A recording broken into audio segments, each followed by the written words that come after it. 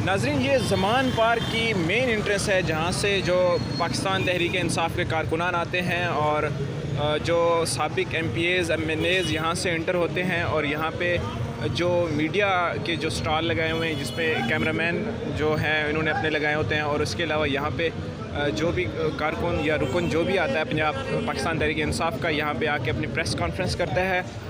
और उसके अलावा अगर हम आगे जाएं, ये देखें ये डिफरेंट स्टॉल्स लगाए गए हैं। थोड़ा सा ये कारकुनान बैठे हुए हैं अपनी जो है ना गुफ्तगू हैं। और आगे चलते जाएं तो आपको बहुत सारे लोग मिलेंगे यहाँ पे। अगर मैं थोड़ा सा आपको आगे ले जाऊँ तो ये देखें, ये राइट साइड पे जो है ना बिल्कुल देखें यहाँ से जो है ना एंट्रेंस होती है। जो भी साबिक MPAs MNAs आते हैं इमरान खान साहब को मिलने के लिए तो वो यहाँ से जाते हैं। यहाँ पे पुलिस के दस्ते भी हैं और उसके अलावा यहाँ पे कुछ कारकुनान बैठे भी हुए हैं।